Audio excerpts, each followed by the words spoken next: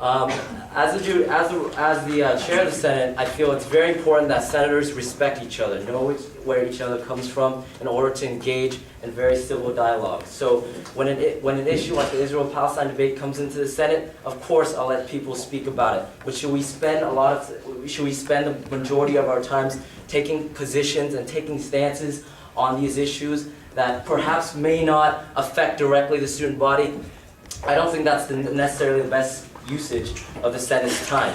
However, I like to say that the Senate should be able to use this time to talk about where people come from, build an understanding for each other so that we can, throughout the year, be a better Senate, a more efficient Senate.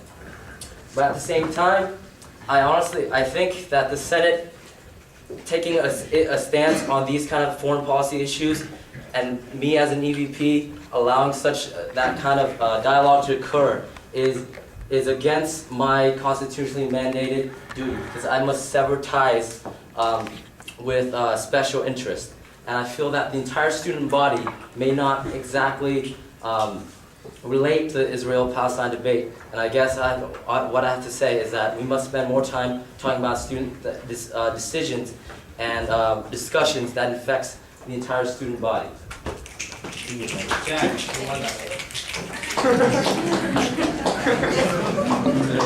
on to the next question. The order for the second question will be Tran, Kippa, Chad, and then Ronald speaking for Tim. Again, Tran, Kippa, Chad, and Ronald for Tim. The second question is, over the last year, the Senate has been criticized for its incredibly long and often ineffective meetings, some spanning 12 to 13 hours. How do you plan on improving the efficiency of the ASUC Senate, and what personal qualifications will aid you in this task? Again, over the last year, the Senate has been criticized for its incredibly long and often ineffective meetings, some spanning 12 to 13 hours. How do you plan on improving the efficiency of the ASUC Senate, and what personal qualifications will aid you in this task? I'd like to preface by saying that the Senate this past year lacked, in its entirety, lacked the institutional knowledge. And what I'm referring to is a solid understanding of parliamentary procedures. Thus, we did not, throughout the Senate meetings, we weren't able to be efficient because we were struggling internally. If we struggle internally, how can we expect ourselves to serve the entire student body? So firstly, I need to make sure that the senators understand parliamentary procedures and will operate by them so that we do not go into recesses to discuss pending deliberations. We use the Senate floor, and I will facilitate that time so that we use that time to talk about our bills, our issues. And that's how the ASUC can be transparent. That's how it'll be efficient. We follow rules so that we can move the meeting along. I'll be a facilitator that actively mediates compromise and tries to suggest ways in which the Senate to work together. Lastly, I'd like to, at the beginning of the year, suggest to the Financial Committee and to the entire Senate ways in which we can come up with specificity and criteria for how we use the contingency fund. Because the source of all this inefficiency from the Senate meetings comes from debate on the contingency fund and how it gets used. If we have these criteria, we can create an understanding amongst all the senators so that throughout the year we have some continuity and some actual consistency throughout the entire year. Thank you.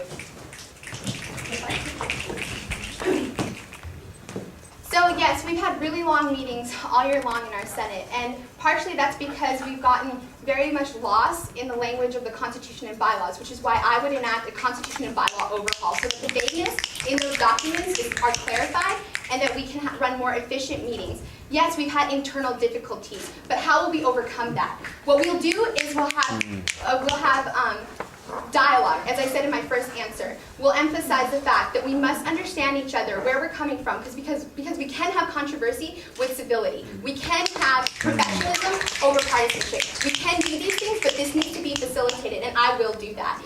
Lastly, I really want to talk about how these things do affect transparency and how it makes access to the Senate harder, because in the end, who is affected most by these long meetings? It's not senators, it's students, it's groups that sit there until 5 a.m. to wait for their funding to come through. That's who gets hurt. So that's why we must make sure that our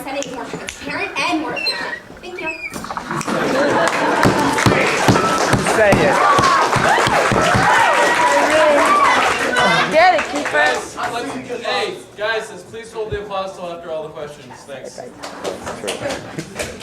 Chad? All right, continuing on from the. What? It's all good. It's all good. There's a lot of talk about being a great facilitator and all this, and you know what? Yeah, like we've all three been senators here, or at one point been senators. We all have the experience. We know how it goes on the floor, but at the same time, like these are lofty ideals, and we need to offer hard-pressed solutions. And the best way to do this is to not have any partisanship. Like, to have a chair that does not have a biased opinion going in. I'm sorry, but like you guys were part of the most partisan Senate I've ever seen in my life. And the cornerstone of that was, having an ineffective chair as well. An ineffective chair who implemented Robert's Rules of Order, knew parliamentary procedure, and made sure of that. I will do that. And it's also a senator's fault too, to know their obligation when they go in, and be ready to tackle the issues as they come up. What was the average meeting until 5 o'clock this year? Like, come on. Students are being hurt. Students are being hurt, which is why I'm not serving a party. I'm not serving anybody above me. I'm not serving anything. I'm really just serving the students of Cal, because I've committed a lot to this organization, and I believe the ASUC does have a place in students' lives. And frankly, I can't be seen that, that dream of students wanting to get things done to be ripped by just partisan bickering. And I don't know, I'm taking out my shirt. You guys have to.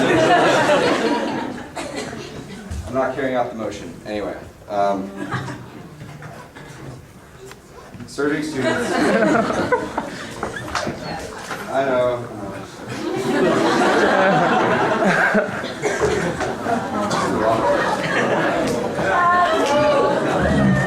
Hey, I've gained some weight since last year. Leave me alone. The next speaker is Ronald Cruz for James Lingo. Okay, just a couple smaller issues aside. I'm not going to resort to rhetoric about being neutral and that being necessary in order to chair a meeting effectively. Look at the Senate, look at the Congress. You have elected officials who say their positions, who also run those meetings. So that's not counterposed. James Lingo also has years of experience on student government from his community college.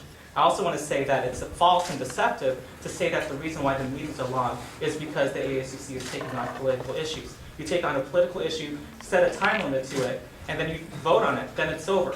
What's been going on is there's been gridlock between two parties on the issues of where to pass bills about $100, $50, $200, because the Constitution is defective right now. Specifically, I'm not going to talk about also vague language about working together. We need specific amendments to the Constitution so that you don't need 14 senators to pass a motion when there's only 14 people in the room. Of course there's going to be gridlock when it's set up that way. Let's have a simple majority of the room to make these meetings more efficient. Also, we shouldn't have the administrators come to ASUC meetings and take up an hour of our time every single week.